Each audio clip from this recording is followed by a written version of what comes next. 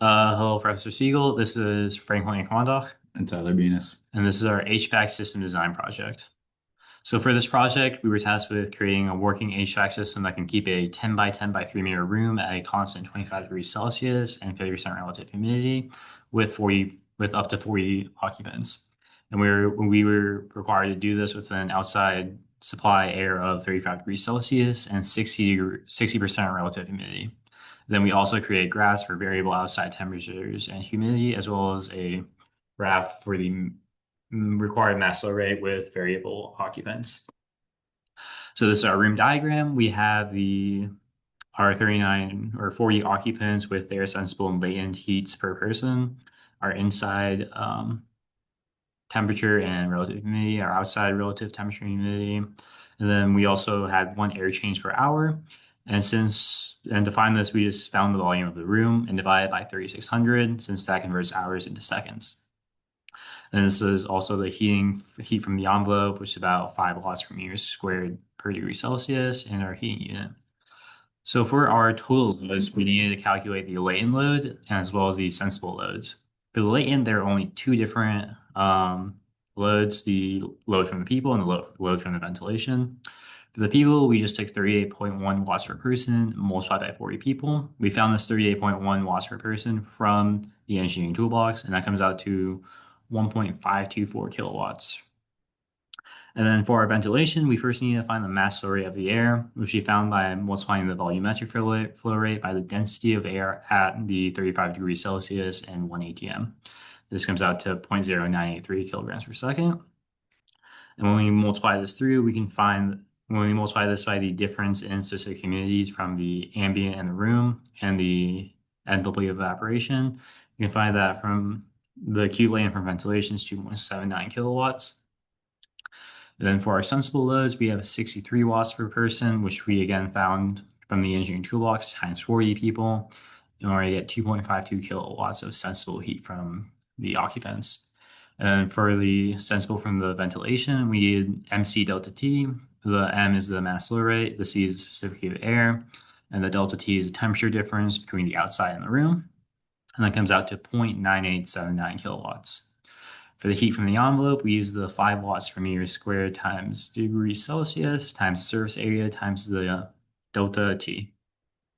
For our surface area, we use 220 meters squared because we're not accounting for the floor. So that would be 4 3 by 10 walls and one 10 by 10 ceiling. And that comes out to, and the delta T is once again 35 degrees Celsius minus 25, and that comes out to 11 kilowatts. In total, we need to cool 18.822 kilowatts. This is our psychrometric chart for our system. Our supply air is going to be the 25 degrees C at the 50% relative humidity, since this is going to be the average air that the cooling unit intakes from the room. And we're going to cool that down to the dew point and then reduce it to about 11 degrees Celsius on that 40% relative humidity line, because we want to mix with the 60% humidity air from the outside and average out to about 50 degrees Celsius or 50% relative humidity. So now for the required airflow rate and the constant removal rate, to start for the airflow rate, we first took the Q total, which is the latent heat load and the sensible heat load. And also we got these enthalpy values, HA and HB, from the MATLAB code. And then we used this equation, Q total is equal to the mass flow rate of the dry air times HA minus HB. And then we were able to solve for the mass flow rate of the dry air. And that was equal to 0.004858 kilograms per second. And then for the condensate removal rate, we first we used the equation Q latent is equal to mass flow rate of the condensate times the enthalpy of evaporation. And for HFG, we used 2,450 kilojoules per kilogram. This is a pretty typical value to use in HVAC, and that would mean that the coils in the evaporator are at about 11 degrees Celsius. And then we were able to solve for the mass flow rate of the condensate, and that was equal to 0.00176 kilograms per second. And here is our pressure enthalpy diagram of the refrigeration cycle. So starts off with the compressor at state one right before the it goes into the compressor. And then this is the condenser. And this would be the expansion valve at three, and four would be the evaporator. And so these blue lines right here, this is the dew point of the inside air at 25 degrees C. And we wanted to give ourselves a little buffer zone of about 10 degrees from this temperature so that we could ensure that the heat would be able to flow and we would be able to keep boiling the refrigerant. And then at the top, we have the other blue line. This is the temperature of the outside air. And then we wanted our condenser to operate at about, again, have a buffer of 10 degrees C so that we could ensure that heat would be rejected and that heat would be able to flow. And now for the system analysis of the refrigeration cycle. So Q in is equal to Q total, the total heat load that we had, and H1 and H4 were found from the pressure enthalpy chart that I showed back on the last slide. And then we used the equation Q in is equal to the mass flow of the refrigerant times H1 minus H4. And we were able to solve for the mass flow of the refrigerant, and that was equal to 0.12 kilograms per second. And then we were also able to solve for the work that the compressor required. So that was equal to the mass flow of the refrigerant times H2 minus H1, which again, these values were found from the pressure enthalpy diagram. And the work required in for the pump was equal to 3 kilowatts.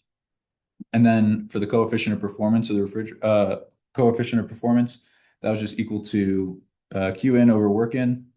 And that's a pretty simple calculation for COPR. We got 6.274. And then for the COPR max, we use the equation T low over T high minus T low. And that calculation came out to 6.575. And then these are sensitivity analysis charts where we have our heating loads and mass flow rate with a variable outside temperature. We can see here that the main increase with a variable outside temperature comes from the Q sensible, while the Q latent does increase a little bit, but that's not too much. And then our mass flow rate stays pretty consistent throughout. And then when we have a variable outside temperature, outside relative humidity, we can see that our Q sensible for the most part stays constant, while our Q latent has the bigger increase. And then our mass flow rate again stays relatively constant. And then this is our required airflow versus number of occupants, where we can see that's a linear increase as the number of occupants increase. So yeah. And finally, for the final illustration of our like total HVAC unit, we have this outdoor condensing unit. In here is the compressor, and then Okay, keep going. the condenser fan is blown over the condenser to get that warm air, the outside air over the condenser coils, and heat would be rejected out into the atmosphere.